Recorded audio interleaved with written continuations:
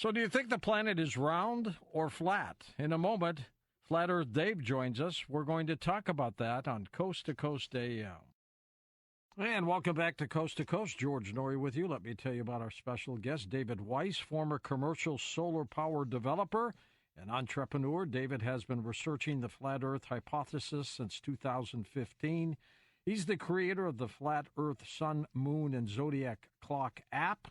And he's got a new movie called The Next Level, which you can find out at thenextlevel2022.com, which we have linked up for you at coasttocoastam.com. David, welcome to the show. I'm looking forward to this one with you tonight. George, thanks so much for having me. Been a Coast listener for decades, I think, and it's an honor to be here and finally talk to you. Thank you. And what's going on in the world of solar power, by the way? Is that still moving along or not? No, it's moving along. With rising electric rates, it makes a lot of sense. It depends on where you live and the incentives and what's going on. So it's definitely something to look into if you have a place to put them. Yeah, if you're definitely in a sunny region, and it makes a lot of sense, doesn't it? Sure. All right. So go ahead. No, you first. Yeah. So the idea of a flat Earth mixed in a heliocentric, the globe model, is absolute insanity. If we look at the thumbnail that your producers chose to put on the website, they Googled flat Earth, and Google served them a picture of a flat disk or a turnip floating in heliocentric space. No flat earther thinks that. So we want to wipe that from our minds. And tonight, what I'm going to do is I'm going to introduce. I'm not here to convince you that the Earth is flat. I'm here to get rid of ideas of what flat Earth is, which it isn't, and help you see what the heliocentric model is. And then I'm going to ask you to make up your own minds and look, because the best way to hide something is to make it look so ridiculous that you refuse to look. And one thing flat earthers all have in common is we all thought flat Earth was stupid. We all refused to look when we first heard about it. But then somebody came along and pointed some things out, and then we all went in it, not to prove it, to disprove it. We went in to prove the globe and disprove flat Earth, and that's how you become a flat earther. So tonight I'm going to point to a whole bunch of doors that you've never seen, and it's up to you whether you go through them and take a look. Fair enough. Now, when you were a little boy, what did you think about space? What did you think about planet Earth? What did you think about the moon? It seems like every object is round. What did you think of all that? George, I loved space. I loved all of that stuff, and that's by design. Before we could even talk, our parents probably put a mobile of the solar system over our head, over our cribs. We had NASA sheets. Sesame Street had astronauts on. Walt Disney, have astronauts on. It's all about globe programming. So there's a lot of areas we can go. We're going to just try to stay focused tonight. I may bring up a little bit of math. Don't short circuit. It's really easy stuff. Really easy. Everything that we look into, and again, once you start understanding what flat Earth is. So real quick, let me just say what flat Earth isn't. We're not a disk floating in space with other flat planets or round planets. Take that off the table. You have to get the idea of space off the table. So what is flat Earth? Well, think about this. Large bodies of water at rest lay flat, scientifically, testably, provably, measurably flat. Okay? So the flat Earth is like a pond. Think about a pond. What holds a pond in? And the answer is it's the shoreline that surrounds the water. It's consistently higher than the level of the water. That holds the water. So water needs lateral pressure. Water lays flat. And we live in what I call the Antarctic Basin. They tell us Antarctica is a continent at the bottom of the ball. Just like we look at our globes, and it shows a continent at the bottom of the ball. But in reality, Antarctica is the land that surrounds the world pond. They tell us Antarctica is the highest land on Earth. Okay, that's very interesting. Well, the highest land on Earth could contain us. So think of all of the oceans of the world as a giant pond, all of the continents and islands as islands within that pond. The shoreline of our pond is Antarctica. So if you're on that lake and you're sailing around and you sail to the edge of the lake, you don't fall off into space. You step up onto the land. Okay? So now imagine at the center of that lake, we have a mountain, and that mountain is magnetic. Okay, so we'll call that the North Pole at the center of our flat lake, just like water lays flat. So if you're on a boat on the lake and you have a compass, that compass is going to point towards the center of the lake. No matter where you are, the north needle is going to point at the center of the lake.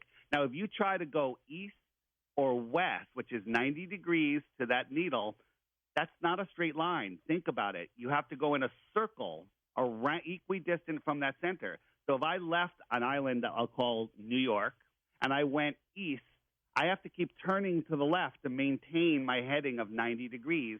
And before I know it, I'm in California and I'm back in New York again, and I've circumnavigated the North Pole in the center of the lake.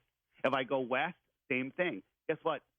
Billions with a B of people have circumnavigated the world east and west. Now let me ask you this, though, David. Now when astronauts have taken pictures of planet Earth, they're round pictures. I mean, are you saying that those aren't authentic pictures, or that they are? Well, NASA admits that they don't have any photos of Earth other than the one that was taken from the moon. And we took that picture from their website, put it into Photoshop, cranked up the levels, and for some reason there is a square box around the planet Earth. Now, I wasn't there. I was a small child when all of this happened. Mm-hmm. I want to stay away from the moon. I want to point to some other things, and then we can figure out what's going on with the moon missions and everything else later. That's a whole nother show. Okay. Now, why do they call it the Flat Earth Group? Well, the one thing is when you search, Google delivers you what they want you to find, and you'll find the Flat Earth Society. You'll find those images of discs floating in space. We're not the Flat Earth Society. The Flat Earth Society is a not sure who runs it, but it seems to be a government-run disinformation site. It's got a tiny bit of truth and a lot of nonsense. If you Google Flat Earth, end up on the Flat Earth Society, you will look at it for 5 or 10 minutes, and then you will never look at Flat Earth again because you'll say it's the dumbest thing ever. Right. No Flat Earther looks at none of us even ever look at the Flat Earth Society because it's absolute, complete and total nonsense. So you would agree then that what they are doing is preposterous? Absolutely. Your idea of Flat Earth is absolutely preposterous. I'm surprised you invited me on the show. I know that you gave a little resistance, but your producer insisted that I come on, so thank you for having me.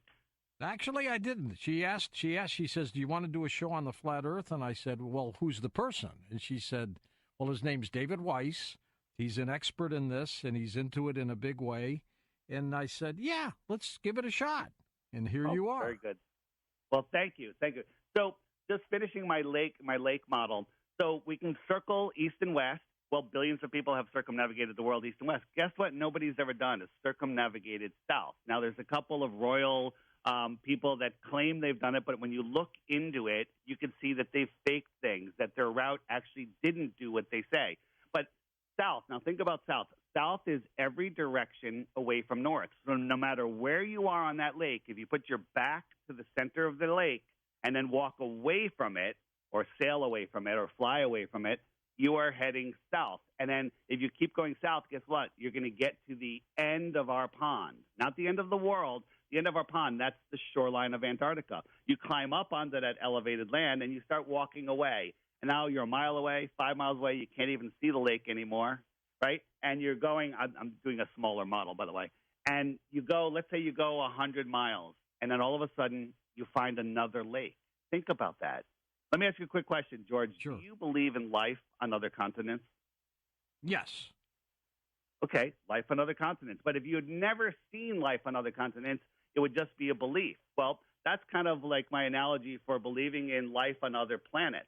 And we're going to talk about space versus flat Earth. Space is scientifically impossible, where flat Earth is, well, provable. We live on a flat, level plane. All of our senses, all of our measurements, every scientific test done through history by accredited scientists to prove axial rotation, the spinning of the Earth, or curvature of the Earth has failed and proven the opposite, but they don't teach us that in school. And at the end, for the last segment, you're going to want to ask before then, why would they lie? Why all of this? And we'll answer that in the last segment, because let's look at the crime which first. Is an important question. It is my favorite question, but let's not address it until we have a reason to ask why the lie. Do me a favor, though. Paint us a picture Paint us a visual picture of you 300, 400 miles out in space looking back at the planet, what it would look like. Well, I don't know if anyone can get up to 300, 400 miles in space because we're talking about space. We don't believe space is as described. Space, they tell us, is a vacuum, a void, no air, no pressure. Well, we live in a pressurized system. Well, nowhere in science, in a lab or in nature, can you have high pressure next to low pressure, let alone no pressure, and without a physical barrier, right? When you have a soda can and you crack the top, it goes, psst, and that's because the pressure is equalizing, right? And it doesn't matter if it'll go up, down, sideways. Gravity's not going to hold that pressure in the can when you open it. So why doesn't space suck all of the air off of Earth? And the only answer that the heliocentric believers can say is gravity is holding it down. But that doesn't work, because if I had a shoebox in a room and I was holding it in the air and I sucked all of the air out of that room in a gravity system where you believe it, that air should stay in the shoebox because it's holding it in. But that doesn't work. I can take a straw and I could suck air and water up and away from the Earth with very little low pressure in my mouth and lungs, and that just pulls it up and away. So we have a scientific problem right now. We have high pressure next to low pressure without a vacuum. I know, right? but if I asked you to paint me a picture of what you think Earth looks like from afar, what would that picture look like?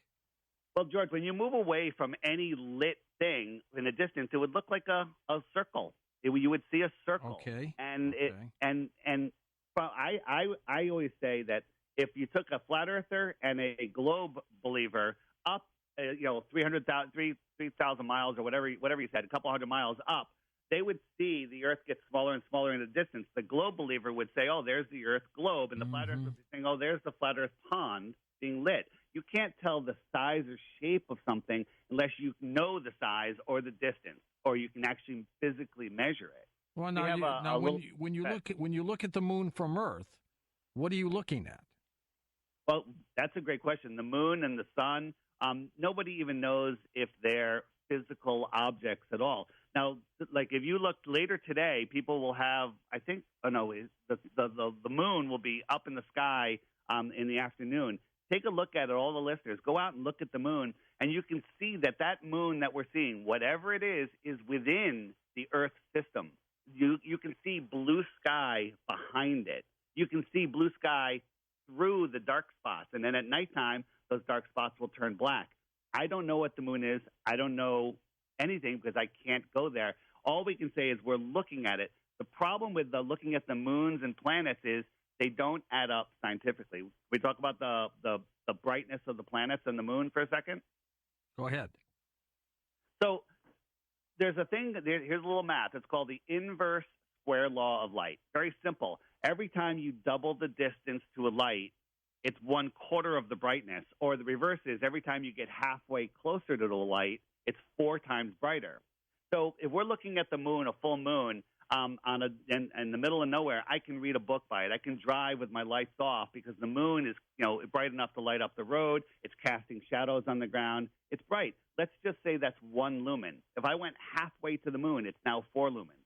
And if I went halfway again, it's now 16 lumens. And cut that in half, it's now 64 lumens. You do that all the way to 100 miles where the astronauts took a picture of the moon, the famous picture of the moon. Yes. It would be 64 times brighter than we see the sun from Earth for us to see it. Now, this is globe math. This is real science. So the brightness doesn't work. When we look at Jupiter in the sky, I could see Jupiter in the sky many nights. It's one of the brighter stars in the sky, Jupiter, Mars, Venus, right? It's brighter than stars. Well, you have to believe that Jupiter, this gaseous planet with a sun that's smaller than we see the sun because it's much farther away, that smaller star-like sun is lighting up Jupiter. It's reflecting off of the non-reflective surface, coming all the way back to Earth, ignoring the inverse square law of light, and it's brighter than any star. I'm sorry, that doesn't add up. Well, that's an interesting question that you've just presented, because that is a paradox, and I've always wondered about that. I've always wondered how the sun would, from Jupiter, the sun would look like a little dot. How could that little dot illuminate the planet as much as it does? Very good. Step 1 complete. So let's look at the distances to the sun. So they tell us the sun in the heliocentric model is like a big yoga ball, and if the sun was a yoga ball, the Earth is a marble or a BB next to it. So imagine if the sun was just a mile over your head, and you looked up, it would fill the entire sky, edge to edge. It would just fill up everything. You'd see nothing else but that. That's right. Right. So now we move it 93 million miles away. Where they tell us, and because it's going away, perspective makes it smaller, and now it's the size of a coin held at arm's length. Nickel, quarter, dime, whatever. Yeah, good point. Good point. And so now, George, if I doubled that distance, how much smaller would it get? It should get smaller by half at least. Okay, very good. So it's 8 light minutes away. They tell us. So if we double it, that's 16 light minutes. If we double that again, 32 4 times farther, it would be a light half hour. If we doubled that again, it would be a light hour. Do you think you could see the sun at a light hour away, knowing Probably how not. much it reduced? Right. So now think about this. Polaris, our North Star, which everybody in the northern part of the world, the inner part of the world, can see with your naked eye. It's pretty bright. They tell us it's about 48 times bigger than our sun. Well, at a light hour, we couldn't see the sun. So an hour times 48 times bigger. So at 2 light days away, we couldn't see Polaris. But they tell us Polaris is 433 light years away. Your mind can't even calculate the magnitude of that discrepancy. Truly remarkable. It really is. How many people in your organization, in your group, are there? It's not an organization, and there's people all over the Earth plane. Flat Earth, our history is not what they tell us. And the Flat Earth was being taught here in public schools in America as early as the 1950s, early 60s, but going way back. I interviewed a woman named Ruth, 102 years old, back in 2020. I was interviewing her about some other stuff, World's Fairs and whatnot, and her memory was so good. I asked her what they taught her in school about the Earth. That's all I said, and she said they taught me the Earth was flat, and that was in Hamden Public School here in Connecticut. Really? That's weird. And that scene is actually in my movie, The Next Level 2022.com. If anybody has the courage to sit down and watch this excellent produced movie by Hibbler Productions, there'll be no turning back. But I have to warn you, if you watch that movie, you are going to be a globe denier at the least. Interesting take. We're going to take a break pretty soon, David, and come back. Do you think what we're looking at with these so-called round pictures of whatever is an illusion? No, George. If I look up at the lights in my ceiling, they don't dictate the shape of my floor. When I look through binoculars, telescope, my P1000 camera at Saturn, I see a sphere. It looks like a sphere. I would guess it's a sphere, but it has no relation to the shape of the Earth because they're not, planets are not what they tell us. Disney and NASA provide us all of the images. They don't provide us any photos. NASA doesn't provide any photos. They call them images and pictures. So you're saying the Earth is not a sphere, but it's not what we would call flat. So what could it be? The Earth is a level plane. The way I describe it is it's the basement of the universe. What's below the Earth? Nobody knows what's inside the Earth. The deepest hole ever dug is not even 8 miles. And when they were digging that hole, they didn't know. They were wrong every step of the way. Oh, there's no more water. They hit water. Oh, there's no more rocks. They hit rocks. And then just before 8 miles, they hit an impenetrable barrier, and nobody can go any deeper. But then all of a sudden, they know the next 4,000 miles to the center, and they show us that meme of all of the layers of Earth. That's just a meme. There's no scientific evidence at all, but it's in our textbooks, in our banker. All right, hold on, David. We're at a break. We'll come back and talk more about this. Truly remarkable. And don't forget his movie. We got the link at coasttocoastam.com. We're going to let you chime in next hour. We'll take calls with David Weiss as we talk about the flatearthdave.com. That's one of his websites, the flatearthpodcast.com. And again, his movie website is thenextlevel2022.com, which also is linked up at coasttocoastam.com. And welcome back to Coast to Coast. George Noory with you, David Weiss with us. David, what was that aha moment for you when you figured out, I believe this, and this is what I'm going to believe. Yeah, one of them. Well, I went into it really with a negative attitude, and I kept seeing these images, these videos of ships going over the horizon that weren't really going over the horizon. So I went out and spent about $1,000 on a super zoom P900 camera tripod, and I went to my beach, and I was zooming in on things that should be behind the physical curve.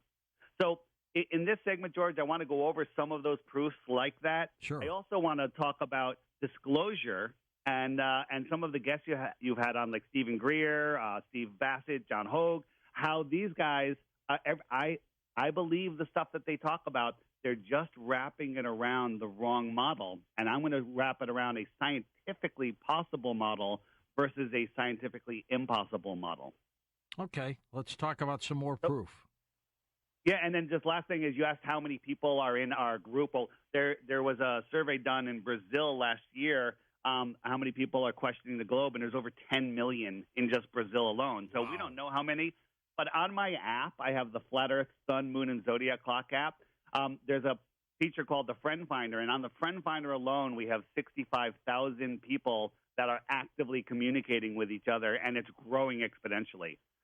All of that can be found at flatearthdave.com. Check it out. It's a $3 app, piece of cake. Everybody loves it. So, couple proofs. The Earth, they tell us, is spinning at 1,000 miles an hour at the equator. So if you're watching the sunset on the equator, are you falling over backwards at 1,000 miles per hour? Or is the sun just going away and getting lower in the sky due to perspective? Just like if you're standing under a street light, a long street with all street lights, the one over your head, imagine that to be your noon sun, and the one a mile down the road is your sunrise or sunset, because it is at your eye level. And then 2 miles down the road, all of the lights just merge into the horizon, and you can't see anymore. Of course, they tell us gravity keeps us grounded.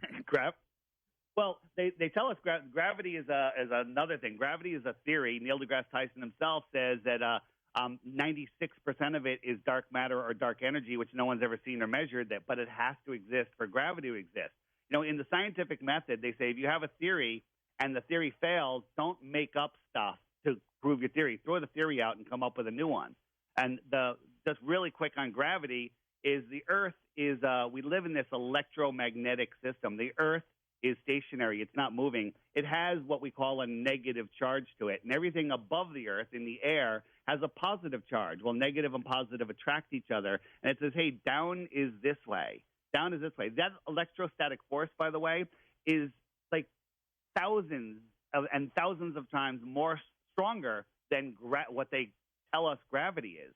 So the whole gravity model is ridiculous. And then, again, if you Google gravity, flat Earth, they're going to show you a man walking on a disc, and he has to start leaning over as he gets away from the center. Or he's no going to flat fall earther off. believes that. Yeah, that is a straw man gaslighting, ridiculous argument, because no flat earther believes in that. Down is down due to weight and density. I drop a pen, it's more dense than the air. It goes down to the Earth because the Earth says, hey, down is this way, and things fall. If I let go of a helium balloon, it goes up because it's less dense than the air. If I drop marbles and ping pong balls over a pool, the marbles will go to the bottom of the pool. The ping pong balls will stay on the top, all because of buoyancy and density. Is flat Earth the wrong phrase to use for all of this? Absolutely, because flat Earth is triggered. It's like conspiracy theorists. Flat Earth is flat is not a shape. The Earth is measurably, testably level and horizontal. All plumb bobs, that if you hold a string with a weight on it, that's a plumb bob. That's what they use in construction. All of them point down vertical to the horizontal plane. So you have if you hold a plumb bob over resting water, there is a 100% 90-degree angle. And if you had a plumb bob every mile for 1,000 miles, they are all parallel with each other. They're not curving around, pointing to the imaginary center of a spinning ball Earth. None of that makes any sense whatsoever. Here's the thing, George, on our ball, 24,901 miles around, like they tell us, at 100 miles, there should be over a mile of curvature. Over a mile. I'm rounding down, giving it the benefit of the doubt. Submarines can use sonar. They send out a sonar wave, and it hits something, it bounces back, and then they can interpret what it is. They can see other submarines at the bottom of the ocean over 100 miles away. There should be a mountain of dirt in between them over a mile high. And sonar doesn't climb a mountain, dive down the other side, bounce off a submarine, go back over the mountain, come back down, and go back to the sonar operator. Sonar goes straight. Same thing above the water, microwaves. Microwave towers, if you research them, need a line of sight. Well, we have microwave towers going over 300 miles, and they're communicating with each other. That does not work on a ball Earth. Now, if the planet is not round, if it's not flat as they question us to be, what does it look like? So George, again, the word planet is like a word that you're not allowed to say on Coast to Coast. You know, it's a bad word. We don't use the word planet because it's a plane. They just kind of added a T to the end. It's a plane. The Earth is the basement of the universe. What's below the Earth? We talked about that. Nobody knows, right? Here's the thing, George. The Big Bang, once upon a time, nothing exploded, created everything, and then all of the rocks turned into round planets, and all of the gases somehow accumulated, turned into giant stars, and left a vacuum in between. That is the most space-jumping, leaping story that anyone can make up. You can't have burning balls of gas, a nuclear furnace, or whatever you want to call a star, in a vacuum. Why did the gases coalesce, and why did the rocks coalesce? None of that makes any sense. We are in an intelligently designed system. If you ask me who designed it, the creator. And that's as far as I go. I don't know. I don't think anyone knows, but everybody has their own relationship with the creator. Okay, so you don't know what it looks like. So what do we? Well, when astronauts, I knew Edgar Mitchell. He was an Apollo 14 astronaut. He went to the moon. I believe that. You believe that, don't you? Again, the moon landings are it's literally we do not have enough time. But on my app, the Flat Earth, Sun, Moon, and Zodiac Clock app, we have a NASA button. Hit that, look at stuff, analyze it yourself, and make up your own mind. Now, NASA. I'm not saying people are liars or anything like that. I'm saying everything is compartmentalized. If you talk to anybody that works for NASA, they don't know what the person next to them is doing. Compartmentalization.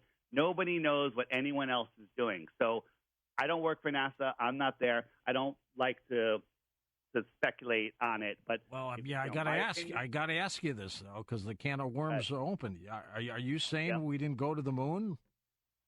I'm saying that I don't think the moon is a place that you can go. I mean, there were scientists in the 50s talking about that the moon is plasma and that we can never go to the moon. So with that said, the moon missions, as described, were not accurate. Well, we could have a large argument on that one, but that's a different show. We could. That's why I'm trying to avoid the conversation as much as possible. I'm trying to look at stuff that you and I have firsthand experience on. Like, hey, we can see too far. I can zoom in on people across Long Island Sound here and see them sitting at the edge of the water while I'm sitting at the edge of the water, and there should be dozens of feet of curvature in between us, and there's not. I can see them. So if it's not a round Earth, if it's not a flat Earth, as some of them are saying, and we'll get into that with the big question of why are they deceiving us, but what is it if it's not one of those two? The Earth, the place that we call Earth, our pond, think of it like a pond in the middle of Kansas, 25 miles around, we'll just say, because the Earth is about 25,000 miles around, so a smaller model, right? And we live in this pond. And guess what? Hey, I want to go explore the rest of Kansas. I'm sorry, that's against the rules. You're not allowed to explore. No country, no person, no corporation is allowed to explore beyond 60 degrees south without a chaperone, right? No one is allowed to explore Antarctica, right? Back in the 1950s, Admiral Byrd supposedly flew out over Antarctica, said he found land beyond the pole. That's weird, on a ball. He went that into is the bigger center, than the United States, filled with resources, fuel, coal, uranium, everything, and no people are on it, no animals are on it. Well, hey, that sounds like a good place to dig up some fuel. But nope, Antarctic Treaty goes in, a dozen countries immediately signed on, and now every major country in the world has signed, and nobody can even question this treaty until the year 2041. So 1959, to 2041. It's the longest standing treaty ever, but the whole world, for some reason, agrees. Go ahead, deforest the Amazon. That's fine, but don't go to Antarctica because we have to protect the snow and the penguins. Why the deception on the planet? Why not you just come out and say science would be able to ascertain easily? Why not just come out and say, hey, the planet is shaped like this, folks? And that's the way it is. Why don't they tell us that? It's about control, George. You know, if you put a person in a cage and it was a small cage, they're not going to like it. But if you put them in a cage so big that they don't know they're in a cage, they're not going to have a problem. And our cage, the shoreline of Antarctica, is our cage. They don't want us exploring beyond it. Now, anything beyond the shoreline of Antarctica, I'm speculating. But I'm speculating on things that are physically possible. I'm speculating on things that there's stories from the past about people who have gone beyond the shoreline of Antarctica and have discovered other worlds, other continents outside of the Antarctic Circle. So get your mind off the globe, get your mind out of space. The Earth is the Earth plane is the foundation of the world. We're in Kansas on this lake, and guess what? There's other lakes in Kansas, right? But they don't want us going there. And in those other lakes are other continents, other worlds. This is just speculation, but there's tons of evidence for that. And again, on a radio show, this is really hard to break globe programming. But once you understand that, you know, if there's more land beyond Antarctica, what's another word for more? We'll say extra. What's another word for land? We'll say territory. So put that together in a word, extra terra. Guess what? If somebody came from the extra terra outside of Antarctica, beyond in that outer area, we might call them an extraterrestrial from the outer space. Right here. Let's talk about the distances to stars. George, the closest star is 4.5 light years. That's about 25 trillion miles. Do you know how big 1 trillion is? That's a long way. Yeah, so let me ask you a question. You know how long 1 trillion seconds is? Take a guess. Stab in the dark. 1 trillion seconds. That's got to be years away. Take a guess. Want to take a guess? I wouldn't even guess. All right, it's 31,000 years. 1 trillion seconds. Let that sink in. It's 31,000 years. So if you were traveling at a mile per second, which is faster than any human has ever gone, for 31,000 years, you are 1/25th of the way to the closest star. You have to do that 24 more times just to get to the closest star, and the other ones are magnitudes farther. It's a big universe, isn't it? Well, that's what they tell us. They put our mind, they've diluted our mind into infinite space, when in reality, we are at the center of creation. So think about this. Think about Roswell. Think about the stuff Dr. Stephen Greer talks about and Steve Bassett. They talk about extraterrestrials coming, crashing in Roswell. You think they're going to come all that distance and then crash in Roswell? Or are they coming from the outer space, 10,000, 20,000 miles away? That they could across have. the Earth plane. And then they come here in and out. They can come in and out all the time, back and forth. Some say they came from the hollow Earth. Well, that's another thing. I think the hollow Earth is just another way to keep you imprisoned in a sphere, when in reality, I believe we live on an infinite or extended plane. I don't know how far it goes. I don't know how it terminates, but neither does anyone in heliocentric model. You know, we have expanding space into nothingness. So that's a leap of faith. For me, continents on the other side of Antarctica, scientifically possible. Lots of evidence for it. There's a book called The Iron Republic. It's on my app in the book section. And check that out. It's about a politician that went through, bought a ship, went through the Antarctica, got lost, found another advanced world just outside of Antarctica, lived there for years, and then came back. And it's an amazing story. It's written as true. It rings true to me.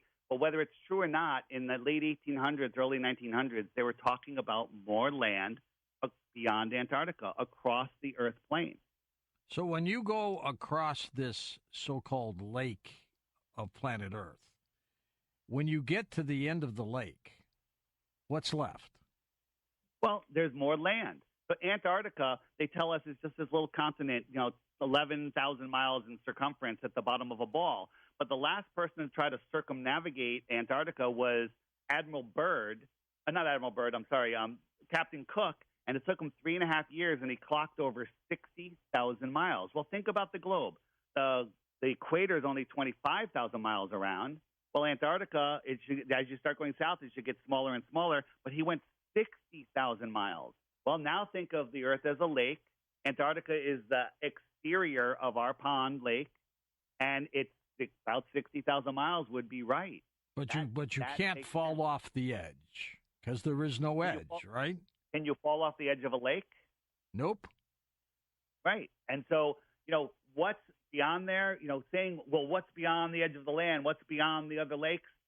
I don't know. I haven't been there. We're going to take a short break, David, and come back and take phone calls with you in a moment. All of David's websites and material linked up at coasttocoastam.com. He's got a podcast. It's called the FlatEarthPodcast.com. His website, the Next Level 2022.com, is linked up at Coast to Coast AM as well.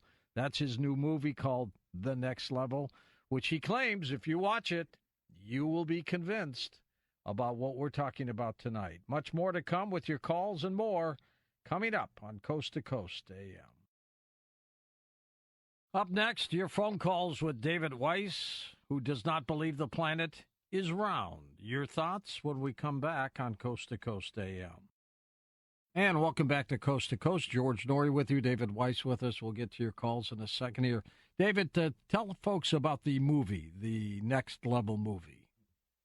Yeah, so the first movie was called Level, the movie, and this one is called The Next Level, and it's The Next Level 2022. It's basically took a bunch of researchers, myself, and we basically lay out, why they're hiding flat Earth, what flat Earth is, and it's a movie made for people new to the topic, and just check it out.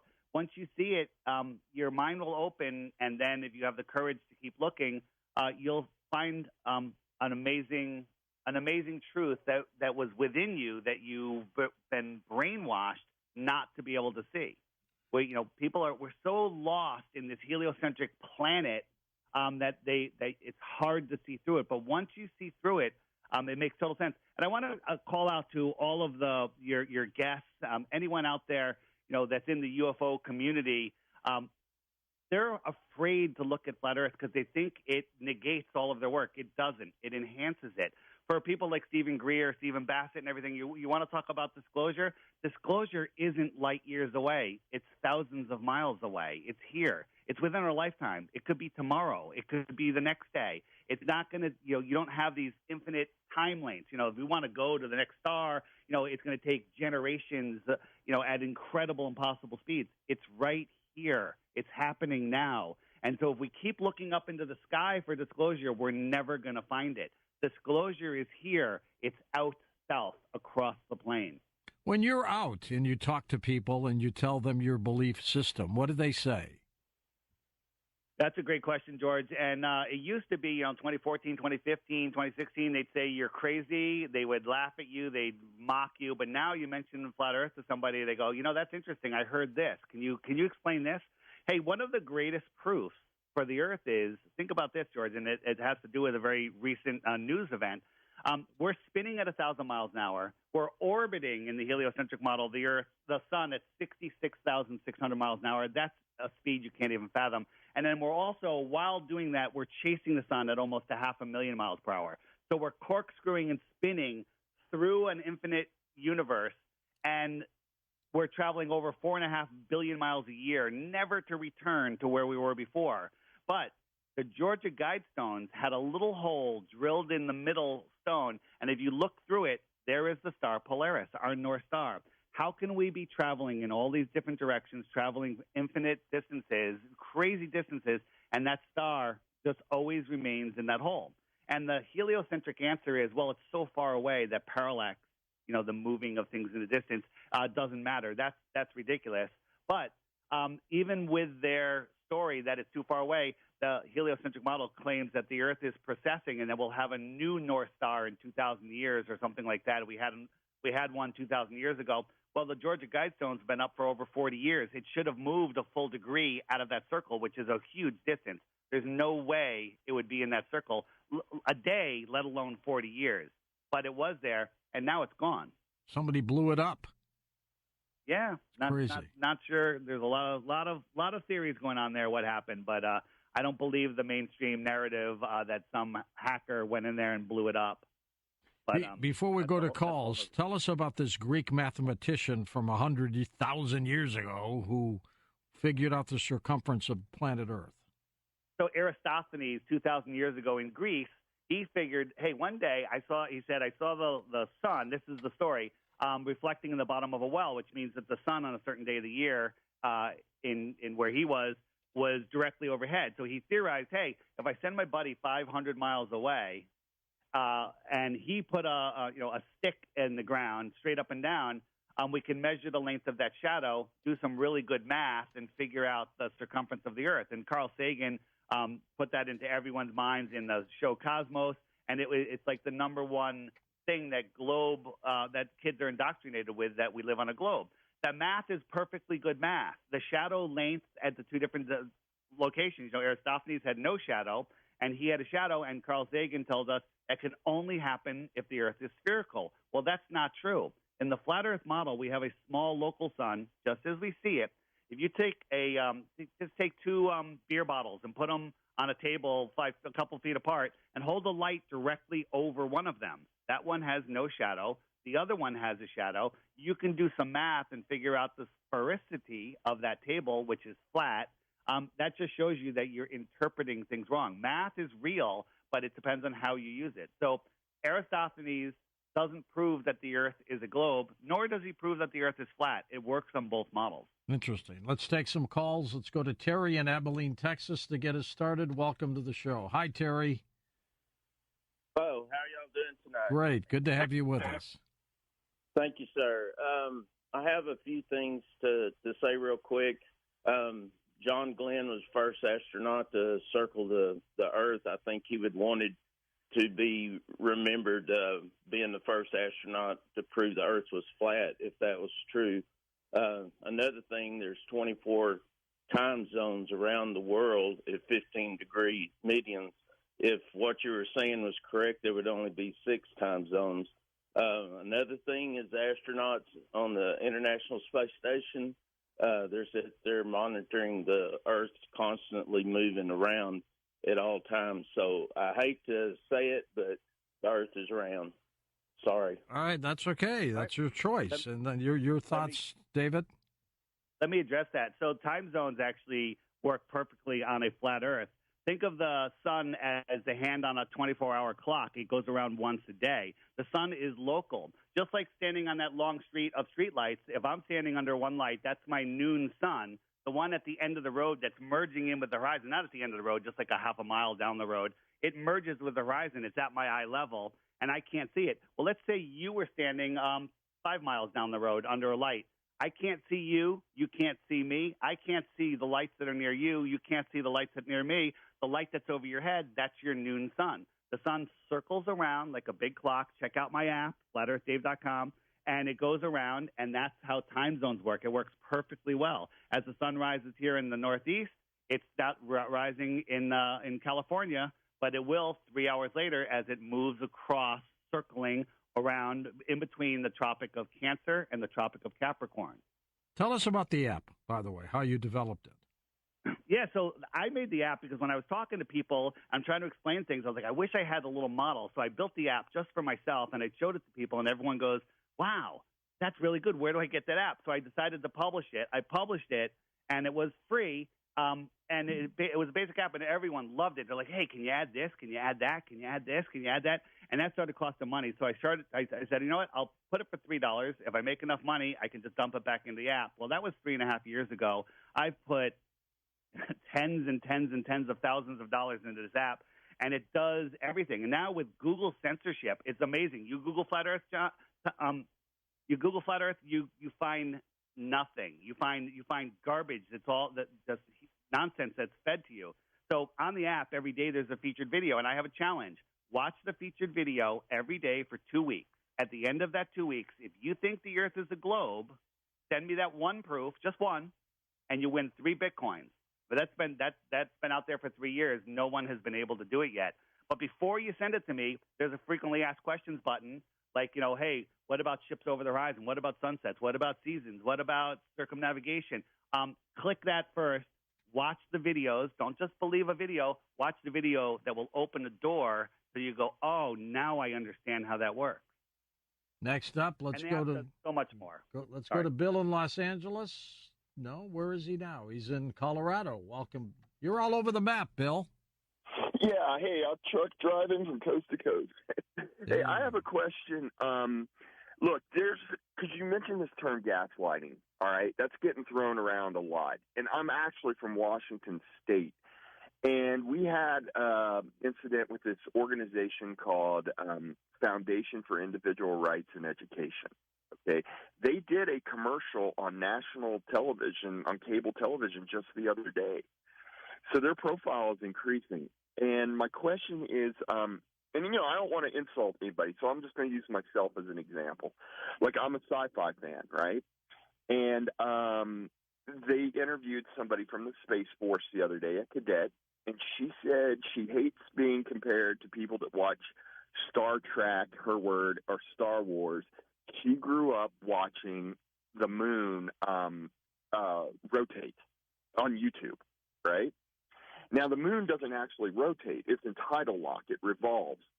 And the Star Trek and Star Wars, as she says, which I'm a big fan, are not really science fiction.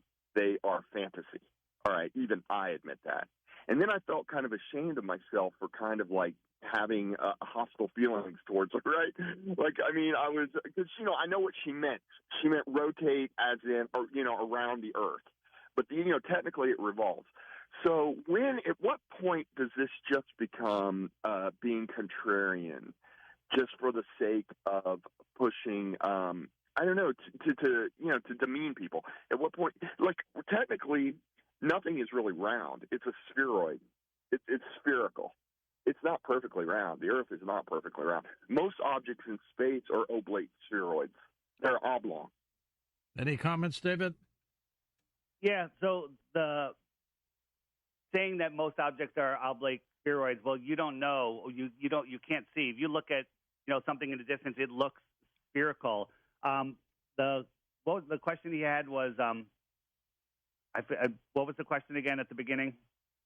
Let's go back for Bill. Bill, what was your other question? Yeah, at what point is it just contrarian? I mean, there was another flat Earth guy on that said that he was just trying to show that if you reject the flat Earth, then you reject the Bible. I mean, that's what he said.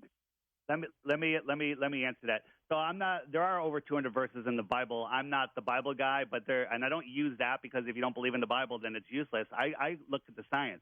We're doing moon measurements, and it's hard to describe on the show, but the videos are on my app where the moon rotates. Now I know it rotates. You say it's tidally locked, but it spins like a clock, depending on where you are, in different speeds and in different directions.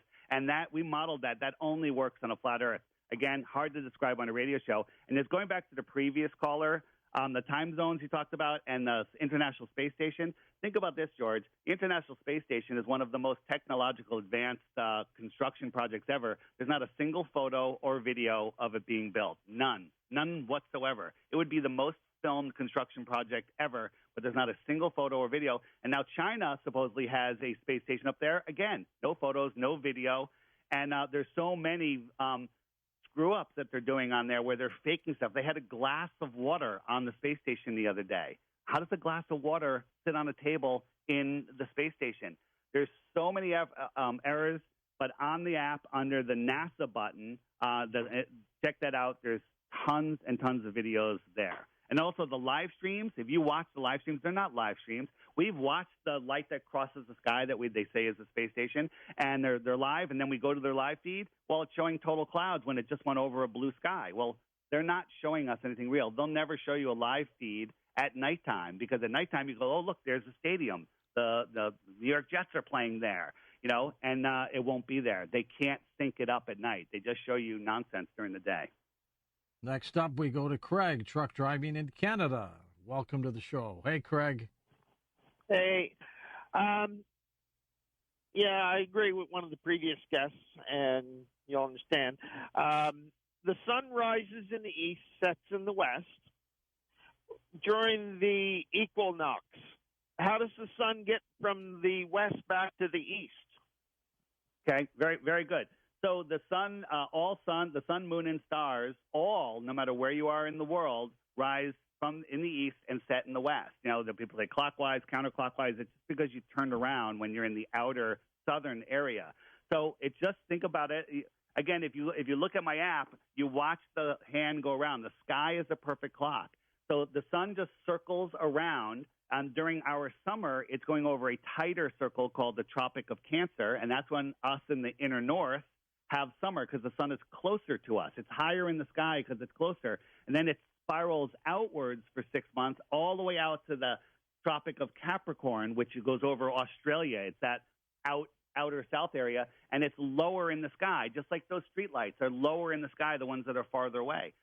So, George, if you and I were sitting outside here in the Northeast, freezing our butts off in the middle of the winter, and we're 20 feet apart, and somebody's holding a big heat lamp 15 feet over your head, you're going to look directly up at that. That's your summer sun. It's going to warm you. I'm going to be looking at it. It's lower in the sky. I'm pointing at it, and it's like 45 degrees for me. Now, if that person walked over to me, keeping it at the same height, you would see it get lower. I would see it get higher as it came to me, and then it would warm me when it's over me.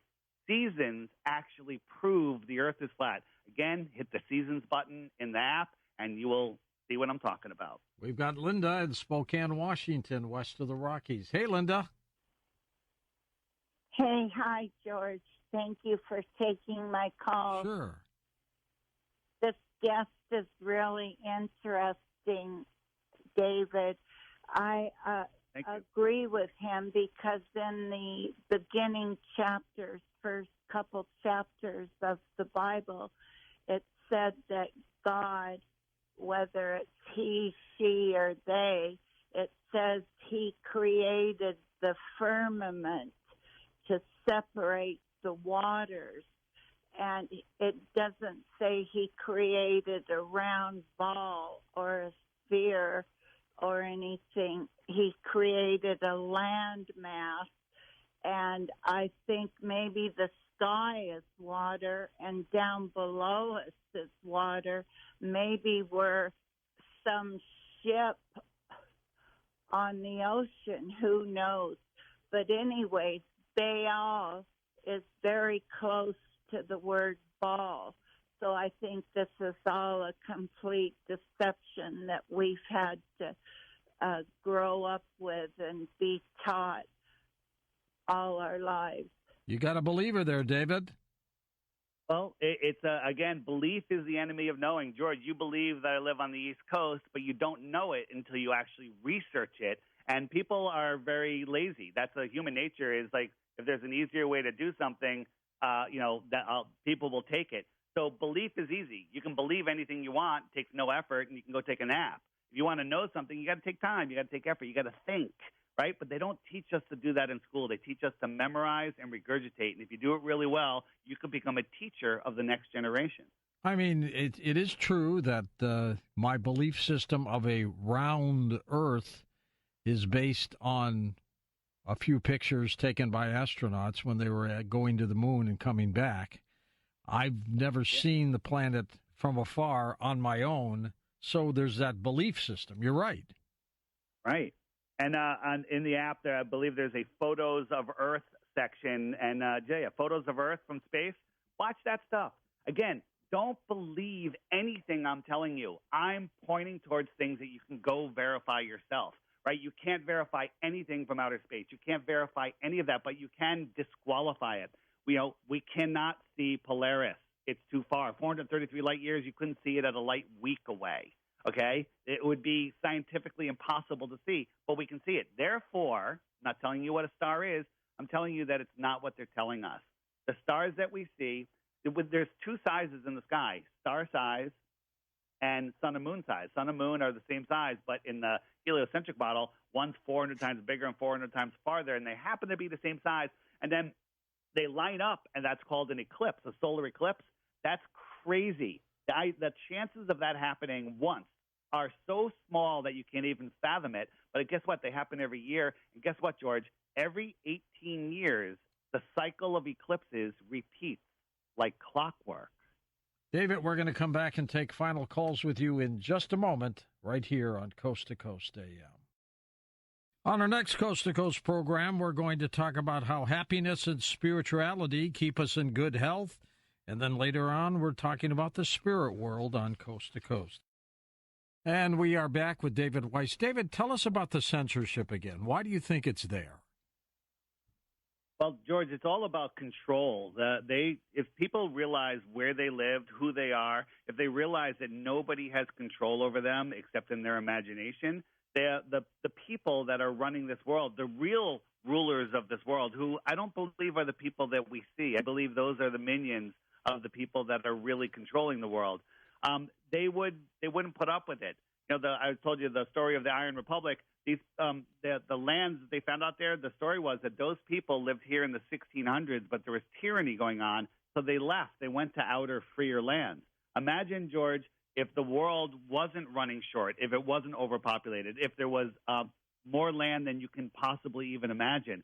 Imagine what that would do to your spirit, to your freedom. They don't want that. They want to keep us here. They want us believing that we're trapped either on a globe or inside a dome. I don't believe we're trapped in a dome. I believe that there's more land out there. And here's the thing. I don't have proof of it. There's lots of evidence, but we should have the right to go explore, right? They've demonized airships, with Hindenburg, you can't use hydrogen anymore. And guess who owns all of the major helium companies in the world? NASA. Really? I encourage people absolutely. And NASA is the largest consumer of helium in the world. So I encourage people on my app, on the web button, hit the rockets, balloons button. NASA has tens of thousands of balloons holding up satellites. Balloons. How come they don't tell us about this? If Jeff Bezos came up to you and said, look, I want to take you up into space. I want you to look back at planet Earth and tell me what you think. Would you go? It would be an interesting question because I don't believe that anybody is ever on those rockets. If you look at when he launched Captain Kirk, William Shatner up, think about this, George. William Shatner, what's he, 90-something years old? He's been overweight. 91. 91. They launch him, incredible G-forces, going up where he's floating, in space for 4.5 minutes. There's no video of it. I mean, there's 2 seconds here, 3 seconds there. Where are the 4.5 minutes of him floating? And then it comes down and slams. If you watch some of my interviews where I show it slams into the ground. Slams, right? No paramedics, no doctors, no nothing. Just a bunch of wives, Jeff Bezos, a couple of no-name reporters, no medical people. I used to run a school carnival, and we had to have ambulances there just in case somebody hurt themselves, where none of this makes any sense. And again, George, going down that road and realizing, wow, this deception's so big, they're like, how could they keep a secret like that? It's not that many people need to know. And once you understand what this deception is, then you can start seeing it. And a lot of things unwind. But to your listeners, like during the break, you had Michael Salas was on there talking about UFOs. If he would just talk to us, any of your listeners, any of your guests that are in the UFO community, come talk to us. Your model, your experiences, your evidence only work on a flat Earth. Let us show you. We can do a live show together. We can have a private conversation together. We just want to show you what we see, and then you make up your own mind. So reach out, flatearthdave.com. There's a Contact Dave button there. There's a Book Dave for a Show button. Check it out. Bill Shatner would pop you in the nose if you told him he didn't go into space. There's a quote. William Shatner was interviewed, and someone asked about, I forget the exact quote, what's the difference between – William Shatner, basically, his answer was, there's no difference between science fiction and science. It's all the same thing. So William Shatner knows. William Shatner knows what happened. William Shatner did not go into space. And, again, I wasn't there. I'm not involved. But if you watch the actual launch – George, how come we can never get a single video of a launch? It edits 6 or 7 times within the first 10 seconds. Edit. Different angle, so nobody can figure out what's going on. You're not saying, though, that we've never gone into space, are you? George, again, once you understand what space is, you have to make up that decision for yourself. I mean, I knew an astronaut, Edgar Mitchell. He went up there. He was on the moon. I believe the guy. And you know what? And from his point of view, he might be telling the truth. I wasn't there. I didn't meet him. I didn't see it. So again, we're talking about testimony. Do you think, and now I'm not calling it Edgar Mitchell a liar at all, but do you think a man is capable of lying or being deceived and believing something is true when it's not? Oh, everybody is. Of course. Everybody. Yeah, of course. So again, Edgar Mitchell, who, is a Freemason, told you a story. And if you go back and look at the evidence on the app in the images section, go look at the lunar lander. George, how can you have high pressure in a flimsy little structure like that in a space vacuum? It doesn't work. How come they've never taken an astronaut on Earth in a spacesuit and put them in the NASA's vacuum chamber, which doesn't even create a full vacuum like space? And the answer is they tried it once, but the guy almost died because his mouth, his tongue started boiling, and they can't do it. If you're in space, you should blow up like the Stay Puft Marshmallow Man in your astronaut suit. But that doesn't happen. They're in these flimsy suits. I mean, if you look at it, the live space station feed, watch it. Watch the horizon. It flexes. Watch any of the SpaceX launches. That every time they change scenes, the horizon's curved. It's less curved. It's flat. It's concave. They're showing you a concave lens. It's all deception, unfortunately. Back to the phones. Nick in Las Vegas, first-time caller. Hello, Nick. Go ahead, sir. Hey, George. How you doing tonight? I'm doing good. I hope you are, too. Hey, I'm doing good. This guy's I think this guy's a kind of a quacky kind of a guy because he says you can't go to Antarctica like the common man can't go there. But I'm looking at all kinds of pictures of cruises of people down there with penguins and all this kind of stuff. And he says nobody can go down to Antarctica. I can go on a cruise if I had the money. I don't have the money, but I can get on a cruise and go down there. And he said the largest hole was 8,000 deep, 8,000 feet deep. Well, there's a hole in Russia called Mel's Hole that's 20,000 feet deep. All right, what do you say, Davey? Go ahead. So I'm talking about the same hole. It's just short of 8 miles. I didn't say 8,000 feet, 8 miles. If I said 8,000 feet, that was a mistype. And I never said that you can't go to Antarctica. There's about 100 companies that you can book a trip to Antarctica, which is just that little island off of Santiago, South America. And you cross the Drake's Passage there. It's the closest point. And you're not allowed to independently explore out there. But here's the funny thing about those 100 companies. They're all owned by the same guy. Why does one guy control all of the tourism of Antarctica? And to go there, the minimum price is like $10,000, I think. Maybe sometimes like the last minute they'll fill up some seats, but it's like $10,000, $30,000, $50,000 to go for 3 days. It's a long journey, and they don't let you off the ship very much. Let you show you some ice, but basically they're bringing you to that little tip of Antarctica, which is tiny compared to Antarctica. It's a speck, but it's bigger than some countries. So you see ice, you see penguins, you see everything that he said, but you're not allowed to independently explore, right? No one has ever gone to the South Pole and then gone over the other side. No one's gone from Santiago across the South Pole and popped up in New Zealand or Australia. It hasn't happened. They've gone to the South Pole supposedly, but then they turn around and come back. Why didn't they continue across? I wonder what John Kerry was doing there, who was the special presidential envoy for climate. I wonder what he was up to. On Election Day, he went to Antarctica. Maybe he was going there getting his marching orders. I don't know because I wasn't there. But there's a lot of mysteries going on in Antarctica. And I'm saying I just want the right to go explore beyond Antarctica. Chris in Los Angeles, take it away, Chris. Go ahead. Hi, George. Hi, Dave. First-time caller, long-time listener, and I'm so happy that you're talking about this topic. Thank you. I just want to say that I'm a truth seeker above all, and all I ever look for is the truth. Nothing excites me more. So when you bring up these are topics that I've been researching as well for a long time. I'm not completely sold, but there's a lot of compelling information. And the things that make me ask questions are things that have questions. For example, why is it that we've never seen a regular picture of the Earth? According to NASA, all of these pictures that we've seen of the Earth are composite images. And I see that, and I'm like, well, why? what's so hard about getting a picture?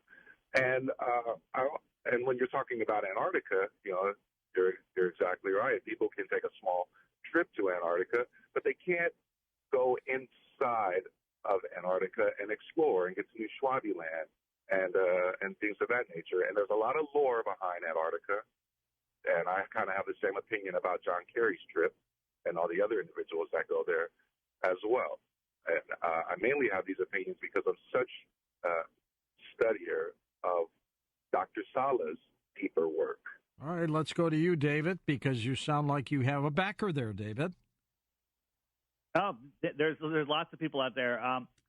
So the photos of Earth, absolutely, there are no photos of Earth. Now, people believe there's photos of Earth, but NASA admits there aren't any. And then also, if you Google Antarctica from space, it's all cartoons. Antarctica, you can see pictures of the shoreline in some areas where they have, there's a little town and stuff going on there in the base. But they won't show you what the center of Antarctica looks like because it's not. It's a composite. It's all of the edges wrapped around a ball. Before we run out of time, let me just quickly get to the why.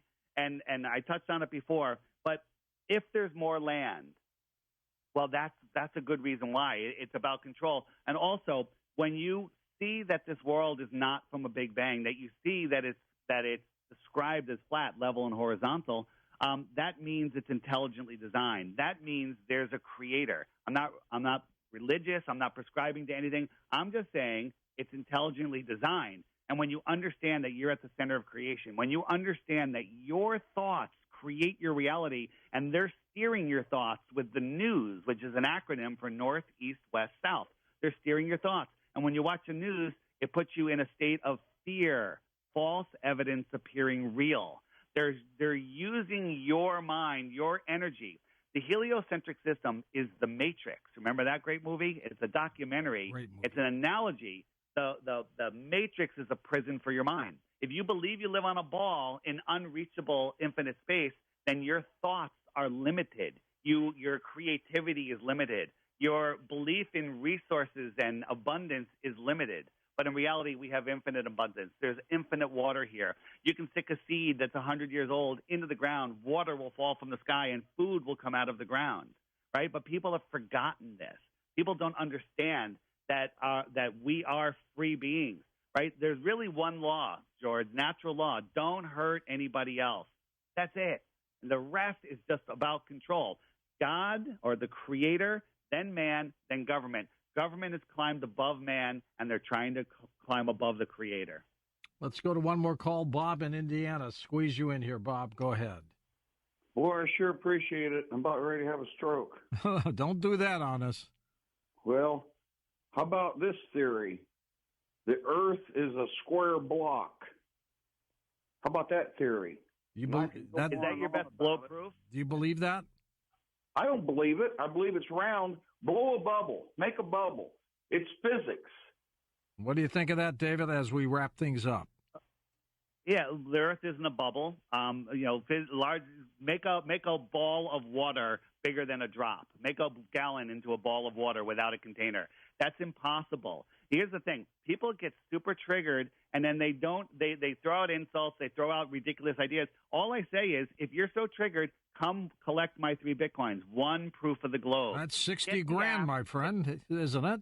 Yeah, it used to be a lot more. But it's no problem. But here's the thing. I'm confident that if you try it, you will end up in the same chair where I am. I tried to prove the globe, and I became a flat earther. And it's only the people that refuse to look. It's only the people that say, that's crazy. He's nuts. He lives in his mother's basement. He didn't go to school. Don't pay attention. Don't focus on any of that. Focus on some facts. Try to prove the globe. Try to prove the globe.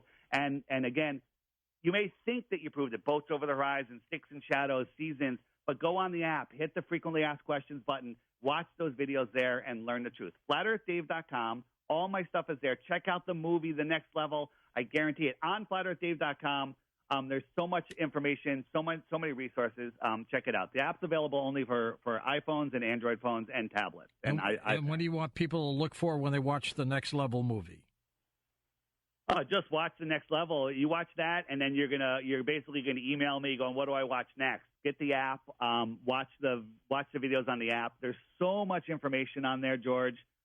It's amazing. It'll keep you busy forever. And here's the one thing that all flat earthers have in common: we are never bored for a second. This world is so interesting. It's so amazing. And disclosure is just a couple thousand miles away, not in infinite space. Any of your guests, please reach out to us. Have a private conversation with us. Let us show you how your work is much better than you think it is. Thank you, David, for being on the program. Your websites are all linked up at coasttocoastam.com. For Dan Galante, Tom Danheiser, Lisa Lyon, Lex Lonehood, Sean Ladouceur, Timothy Banal, Stephanie Smith, Chris Boros, George Knapp, and Ian Punnett, I'm George Noory, somewhere out there on Coast to Coast AM. We'll see you on our next edition. Until then, be safe, everyone.